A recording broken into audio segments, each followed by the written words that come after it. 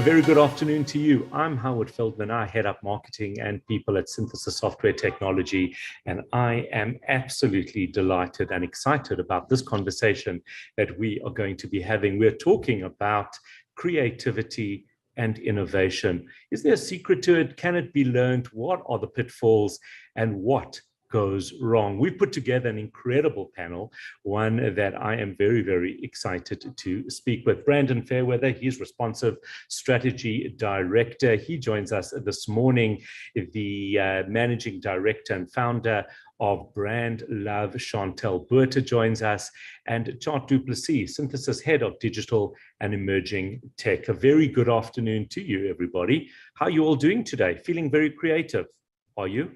Yeah, feeling great. Thanks, Howard. Really excited to be part of the conversation. Thanks for having me.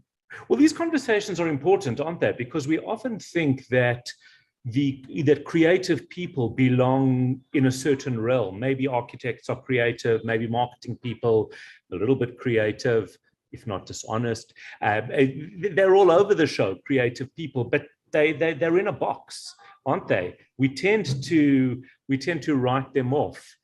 Tjaard, what do you think?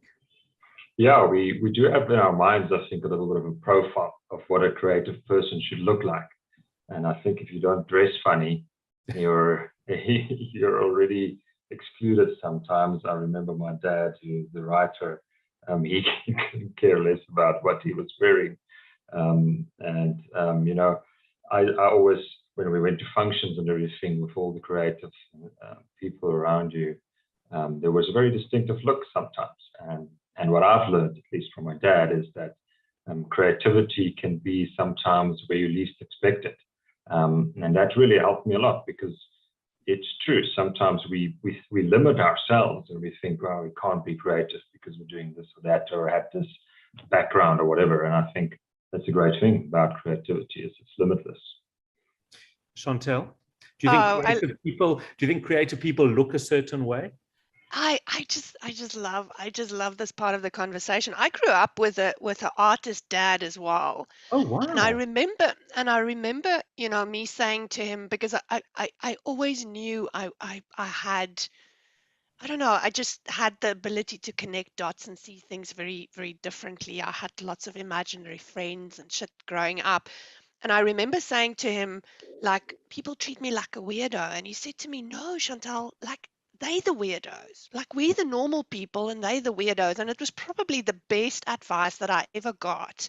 And, you know, I teach that to my kids as well. If they do brave things, and if they challenge the status quo, and if they want to look at something differently and they get treated like weirdos, I go, no, it's the other people that are the weirdos. And I think that attitude probably helped me overcome, you know, many of the typical limitations that people face when they want to be creative. And I studied maths and computer science, right? Because my dad said, listen, if you're going to be a creative, you're probably going to be poor for the rest of your life. So it took me about 25 years to like really create Brandlove and the environment that I wanted to be in my whole life. And I get now to create that for my team and for our clients, and just give them the space where they can really be weird and be creative. I love what you're saying, Chantel, Howard, because I just want to jump in here. I think I can relate to that so much, where I think of a Game of Thrones quote where, you know, this one guy, I think with Daenerys, he was saying, you know, I'm very weird and I'm very strange. And then he replied and he said, no, I'm actually the simplest man you'll ever meet, because I do what I want. And I think that is what creatives is all about. They see something, they want to do it, they want to build something, they want to create something, and they do it. So it's not about what box you fit or whatever. It's just, you know, creating things. Absolutely. Well, I've quoted this before. Dolly Parton, it's one of my favorite quotes. Dolly Parton says, find out who you are and then do it on purpose. I think that to some extent is what creative people are about. Brandon, do you come from a creative background? I mean, we've got fathers that are artists and authors. I mean, mine was a mechanical engineer, not so creative at all. Tell me that yours was. Yeah, so I actually don't, and you know, my journey is quite interesting to get here. So you know, my dad is a mechanical engineer, you know, and very much I was brought up in the mold of you go to school and you study and you get a job, and you know, I worked in corporate for 20 years before co-founding, you know, the design division of Responsive 3.5 years ago, and it's been an interesting journey for me to get to this point. And you know, I never thought of myself as a creative person until I got into being an entrepreneur, and that really sparked a whole new journey and chapter for me. And I think the beauty is seeing things unfold in front of you, because you actually don't know what's going to happen, but you know through the journey you're going to grow and you're going to evolve. And you know, I connected with all these empathetic digital product designers and started to understand how they work and how they thrive and what's the environment to create for them to allow them to do amazing work, and how to look at framing things, you know, and just through a different lens and a different approach to really start to see how creativity can emerge, how there is a little bit of a formula for all of this. If you go about creating the right context and environment. So it's been a beautifully eye-opening journey for me over the last little while. And, you know, I think that's why something like today really excites me. You know, I've spent a fair bit of time with Tjaard over the last 4 months and seeing how his mind works and the aspect of creativity he's bringing. And I think over the next 45 minutes to an hour to, you know, seeing a little bit more from Chantel and how she's doing what she does. I know that she, you know, someone called Anna who worked with Responsive is now part of Brandlove, and the stories she tells me about this environment in which she finds herself is so inspiring for me. You know, as I look to create something amazing for our design team as we move forward. What's so interesting is that we all share a very similar type of a thing. I was a lawyer by qualification, a commodity trader, really not very in a very creative environment. Oh, shit, Howard, I'm sorry, dude. I'm so sorry, dude. You had a lot of pain and suffering, right? It was a journey, Chantel. You have no idea. It actually really was. Because about 10 years ago, I said, this is just enough. All I wanted to do was study literary theory and go on that journey. And you know, my parents said, "Are you mad? You can't earn a living that way. What do you do your law?" And so I did. And about 10 years ago, I said, enough. I started writing books. I got involved in this creative space, but then I became a bit judgy around it. Joined Synthesis, and I decided that obviously coders and developers can't be creative because they maths people. It turns out that they're the most creative people I've ever met. They just create differently. And that's what I'm starting to see, is that creativity takes all forms and shapes. Chantel, talk to me about that. So I think, you know, people, when you hear the word creativity, I think people often in the work context think about graphic design, right? It needs to be pretty. And you know, we specialize in creative problem solving, and creative problem solving just means that you use so much more kind of probably unconventional methods at your disposal. I mean, one of the things that we use often is sketchnoting. Now, I suck at it. Like, I draw the fucking ugliest pictures that you've ever seen in your life, right? Sometimes I draw something and I have to write next to it frog, just so people can recognize it. But that's a creative problem solving and communication mechanism that makes things incredibly clear for people, and it elevates my thinking. When I'm sketchnoting, I'm actually coming across a lot smarter than what I would if I was trying to explain it in words or showing you a spreadsheet. So I think people confuse, you know, creativity with art. It has nothing to do with, you know, aesthetically pleasing things. It has to do, I think, with how much of your brain you engage, and the methods that you use to get to an answer. One of the other tools that I want to quickly talk about is Lego Serious Play. I went to Denmark, maybe 6 or 7 years ago, to study the method of using Lego Serious Play. And when I told my CFO for a start how much the course was going to cost, he said, "Are you fucking insane? Like, you know, like for going to play. And I said, well, we got to give this a shot. And I tell you, it's transformed the way that we work with leaders. It's transformed the way that we lead brands to finding their own answers, because a lot of the time we have the answer, we have the creative solution, but there's so many stupid rules and so many limitations and so much fear around judgment that we actually don't get to that answer. And Lego Serious Play, all it does is it gives you the ability to externalize, reduce the fear, and use a lot more of your brain power. And that's why that method is so incredibly successful in creative problem solving, and for people to really get to innovative stuff that hasn't been done before. And it's great that you mentioned play, because I think if you look at kids and how they see the world, how they use things, it's completely weird. It's completely creative, and it can really teach you so much. And I think we've been trained maybe to think inside of the box, as the old saying goes. And also, we look at the constraints, and it's hard for us to think outside of that. And to become more playful, to really just try, like, these two things shouldn't go together, but let's just try it. Let's try to see what happens.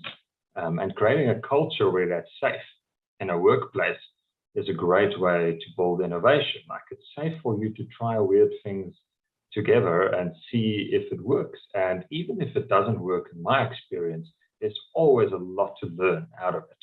And if you keep on doing it, you actually get better at doing it. And that creates a culture that I really love. But Tjaard, can I ask you to concretize that a bit? How does that, Brandon, I'll come to you in a second, but Tjaard, if you could just concretize that, how does that play out in a development space? In a development space, I think, though it's hard to not make it very technical, but there's so many options out there and inspiration, for example, to solve a technical problem. So what's nice about that is you start watching videos, you start inspiring yourself with different options, and you don't always know if it's going to work. The only way to really know is to try it out, to put it in front of a user, to let them use it, and then it emerges if it's a good idea or not. And it's that attitude that you can then take further out into anything, really. Seeing building blocks, maybe stealing some ideas from all around you, and then putting them together and expose them to the environment, expose them to users, expose them to something real, and see what happens and learn from it. And that attitude has done so well for me personally that I believe in it. It's my go-to method now. To some extent, you're saying that creativity on some level is freeing yourself of the fear of failure. Yes, that's very important. That's very important. And I think the corporate culture, maybe not so much these days, but definitely 10, 20 years ago, we haven't been creating that culture where it's safe to fail. And that's very important, definitely, for creativity. Brandon, can you speak to that? Yeah, absolutely. And I think I want to go back to something Chantel said at the beginning, which is around creative problem solving. And I think for us, it's actually about defining a problem up front, first and foremost, and putting a lot of our focus on that. Because once we fall in love with a problem, there are many, many different ways to solve a problem. And that allows us to not be bound to one thing and to open up opportunity to experiment. And so, I love what Chantal said about the Lego Serious Play, and we use an approach called How Might We in terms of defining a problem space. How might really what we, and I'll go through that a little bit, but what we do is we try and create a sense of curiosity and open-mindedness, first of all, to get people to step outside of their day-to-day. And we do that through sharing some insights around the user research we've run. We look at qualitative things, behavioral aspects, but then we frame problems using this how might we statement and really it opens up some ambiguity, right? And so where we say how, we're suggesting we don't have an answer to the problem yet, but and then we say might, which says we could come up with many different options. There's not only one option here. And then if we get to the we start getting into the collaborative side of things. So how might we really starts to open up this realm for it's a safe space to think very creatively and openly. And in a lot of our ideations, we use the phrase yes and. So no but is a banned phrase, and it's yes and if someone said, we want to send cats to Mars, then I would say yes, and how might we send a dog with them to keep them company? And so we build on these things and we go really divergent before we come back and converge and rationalize. And I think it's amazing to see what we call these leaps of intuition that start to happen when people feel safe in this space around innovation. But really it's about creating that setup in that space in terms of allowing that openness. Can I just challenge you a little bit on the safe space business? Because a lot of what I'm hearing actually is about being comfortable with the unsafe, with being comfortable with ambiguity, with things that aren't proven and safe. Obviously, I know that you're using it in a different context here, but I just wanted to clarify that, or ask you to clarify that if you don't mind. Sure, yeah. And when I say that, I think it's allowing people to feel free to express themselves. Any idea that they may have is an idea that's welcomed and built upon, is not an idea that's shot down. And I think that's what I mean by that space. Right. It's a collaborative space where we build upon each other's ideas and we celebrate those ideas, no matter how crazy they might be. Absolutely, and eccentric, because I guess that also we've got to allow for that. Chantel, talk to that for me. Talk to eccentricity and welcoming just these weird and wonderful ideas.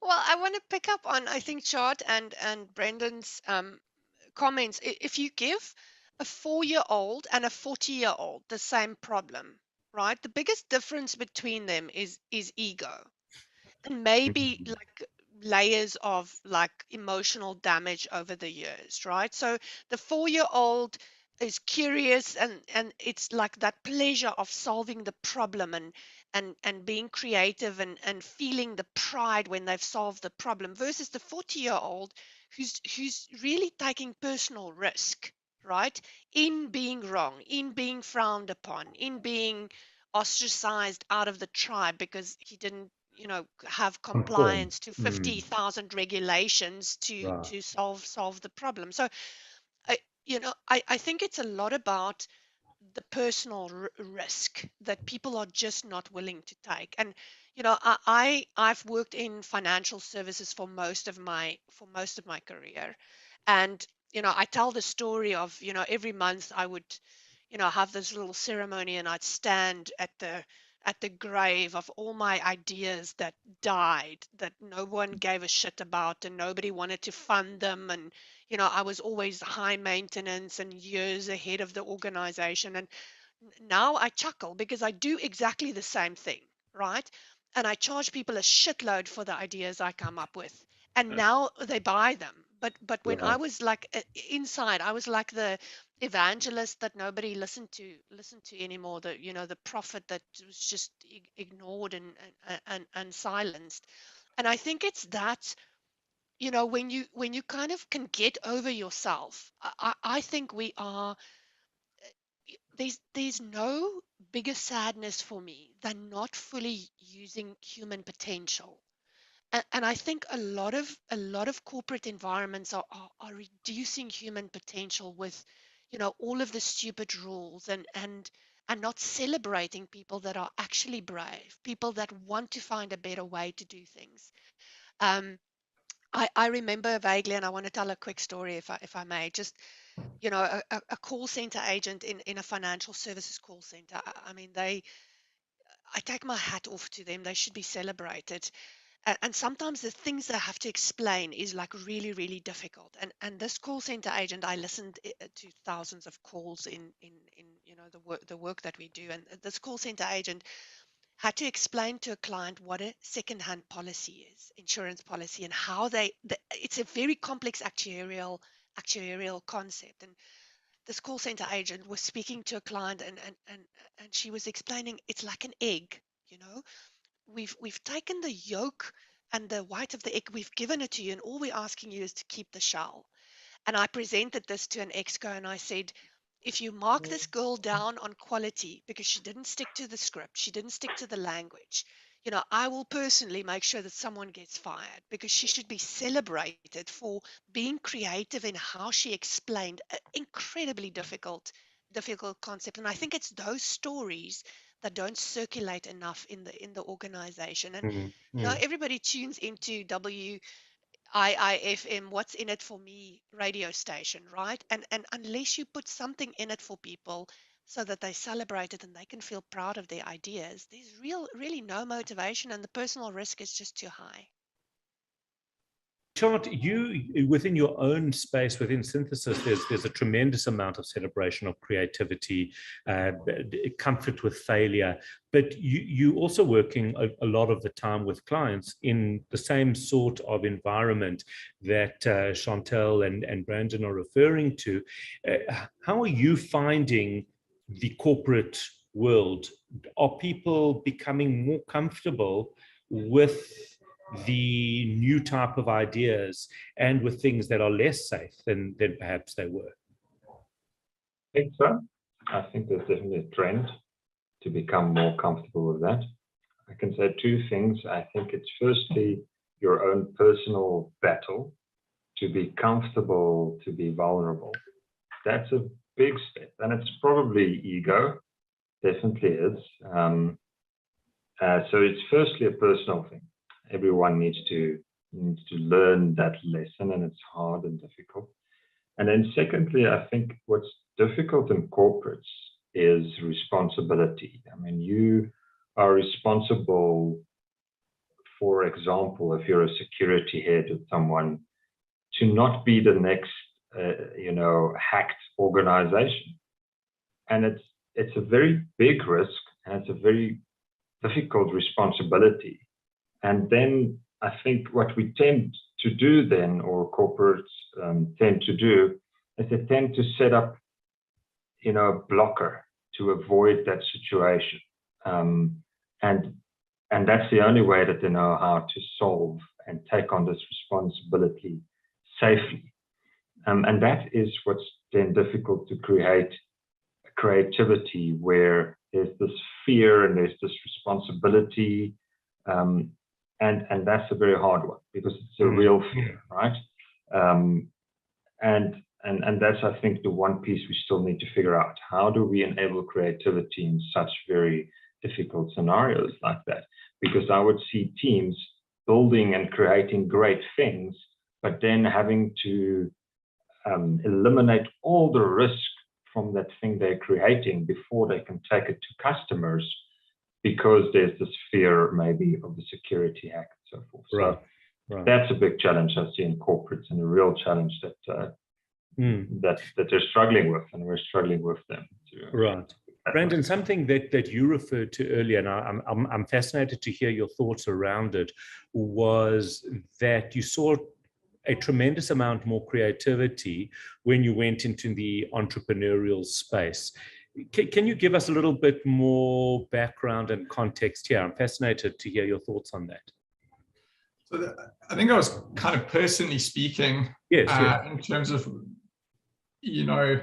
when you're an employee, you are quite bound and governed by these set of rules that Tjaard is almost describing, and Chantel has also spoken to them, because there's a set way of being and operating that has been defined, and you conform to that. And a lot of time we're incentivized financially around achieving certain objectives. Now those objectives, certainly in my experience, were never aligned to creativity and innovation per se. They were more around making sure the company achieved its objectives, and we minimized risk. And the most interesting thing for me was all of a sudden having an opportunity where I had a dream and a vision, and that was all. And really how you take it from being something in your head to actually creating and executing and building a team and a set, a market offering and a brand promise and a unique proposition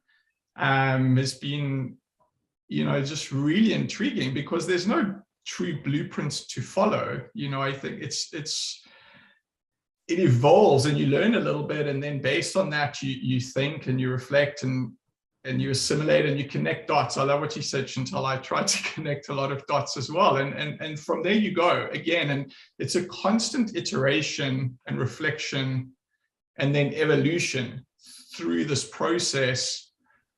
And I think that's really been the most amazing thing to me. And then as I sit here today, I still, tomorrow, the next week, the next month are as much of a blank canvas for me as everything's been up to this point, and I think that it might be scary for some people, but when you've broken free of those constraints, I always felt like I had a ceiling over my head, and now I don't. There is no ceiling, there is just opportunity and amazing things to create in partnership with other people. And I think that's what really excites me and has awoken something inside of me that I never knew existed, and if it can happen for me, it can happen for anybody, I believe.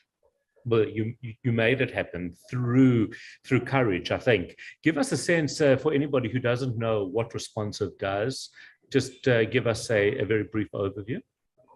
Yeah, so I mean, the core focus in the design team really is human-centered design. So we design web and mobile applications, digital products. We follow the design thinking methodology, which very much is based first and foremost in establishing user centricity. So we really believe in speaking to real people through one-on-one conversations. We focus very much on the qualitative side of things. What are people's intrinsic motivations? What are their desires? What are the problems that they're facing? What are the constraints that exist in their world? And that gives us a real set of understanding and insight. And through that, we then start to define personas, which is essentially the true establishment of user centricity. And through that, then we peg the problem statements onto that, and once we've defined problems very clearly, we get into how might we and into ideation, and all of that happens before we actually start designing anything, and I think that's really what sets us apart from the competition. I'd say it's also probably the hardest part, because many organizations do not see the value in investing in research up front, and it's a big part of what we're trying to do. And I think, Chantel, maybe I am where you were many years ago. Interesting, because I keep thinking about to tell people what the value is and why this is so important. And a lot of time they just don't get it. And the view is, I know what I want, I know what my customers need. You just build it. I'm telling you what to do, and you just design it and you just build it. And to be honest, Howard, these are the kind of engagements that we say no to. And I think that one of the biggest lessons I've learned and continue to learn is actually what's setting us up for success is more what we say no to, and then allowing ourselves the time and the space to find the right people who want to invest in research and understanding empathetically where people come from before designing their digital products or before going on an innovation journey. Chantel, I see you nodding furiously. Tell us what you say no to in terms of a client, or you'd like to say no to. So, I mean, what we do is we help brands become more loved by their customers and employees, and I think that takes a different kind of leader that are courageous. It demands that someone's going to look at the culture. They're going to challenge their own processes. They're going to flip their organization inside out. Sometimes in order to find out how something works, you need to break it, right? I remember as a young child, I would, like, a broken toaster would be awesome, because you just break the thing apart in order to learn how it works. And I think sometimes we've had to fire some of our clients who weren't willing. They were paying lip service to this, and they were in it for the profit more than the purpose. And I'm very happy to have some of those hard conversations. I think my entire team, we want to make an impact, and we want to spend our time with people that want the change. And then, I mean, some of the funky stuff we do, we are natural repellent for someone who's scared, right? We have props, and we do laughter yoga, and we do like crazy shit, So if it's not for you, then you're not the right client for us. I So think that's that's important. Important to recognize that. Tjaard, who is the perfect client for you? Yeah, I can relate to what Chantel's saying. Someone that actually wants to change and is excited about the future, is excited about creating something, and that is what's driving them. Like, what can we build together? That is the perfect client for us. It is So it's a synergy as well. It's the creativity, willingness, and synergy. Yeah, absolutely. Would we all agree with that? Those come together. Brandon, Chantel, you'd agree with that? There has to be that willingness to go on that creative journey. Yeah. Okay. Yeah, and some honesty and chemistry, right? I think Mhm. I think in some of these relationships, I usually, in our marketing presentations, I go like, we're the kind of partner who's going to tell you you've got spinach in your teeth or your fly is open, right? And you've got to be able to take that, and we do it with a lot of love and a lot of respect, but we've got to tell you the things that you're not seeing, because sometimes Yeah. in those spaces, that's where the innovation sits, right? Is Yeah. the stuff that you're blind to, and the stuff that's slightly out of your realm of control. Right, because corporates often create, as we all do, our own echo chambers, and then we surround ourselves by people who are telling us what we want to hear, and then all of a sudden, somebody with a unicorn band on their head says to us, "Actually, no, it doesn't look like that. It can look completely different," and we might think we want to hear it, but we don't. Yeah, that's very important. It's like a challenger. I think creatives are challengers, and you need to see the value in listening to challengers, and not always accepting. That's definitely not what we need or want. There needs to be a debate, but you need to be comfortable and ready and low ego and listen, and then that chemistry, I think, will be there. Yeah, exactly. And it works both ways, because we also need to be open to be challenged and to be tested and to maybe change our way of looking at something. And I think that's where the chemistry side of things comes in, and it really is a relationship, because it's a journey, and I think for us as well, it's about impactful change, particularly in Africa. The ability of digital to create such a change on our continent is massive, and and it takes brave people, and it takes investment to do that. But those are the kind of things that certainly we get up for every day, and that we're constantly looking at, how do we show up better for our clients? How do we do better? How do we help them do better for everybody around us? If I had to ask, because we unfortunately are out of time, and this is crazy because we can do this I think we can have this conversation for hours. But if I had to ask all of you, just if we were creating a new definition of creativity for a thesaurus, just throw words at me. Chantel, let's start with you. Creativity. Give me 2-3 words that you associate with creativity. Sure. I mean, I would say creativity is like for ordinary people that are willing to take a bundle of tools and skills and apply them in very different ways. Maybe Howard, I just want to talk about skill, because I do want to give the audience just a few We haven't takeaways. spoken about skill, so I think that's important before because we I think wrap it up.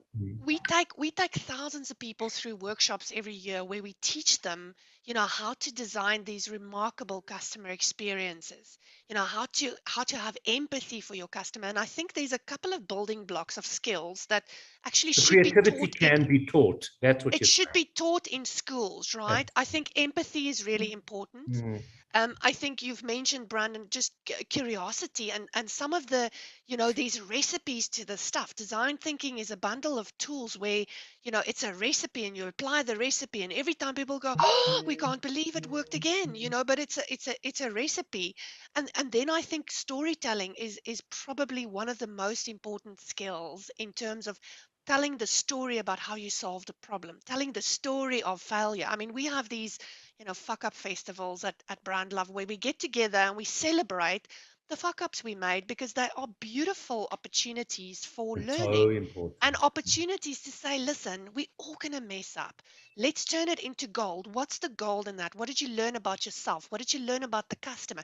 Could you be honest with the customer and go, I fucked up. I'm so sorry. Like, let's fix it. So I think there's those underlying skills that really, it's like those power tools that you need in your arsenal. It does. I don't think you're born creative. Like some people are maybe, I don't know. Some people are maybe born creative with a little bit, but there's a science, there's art, and then you take the unicorn magic and you sprinkle that on top of that and you talk about it.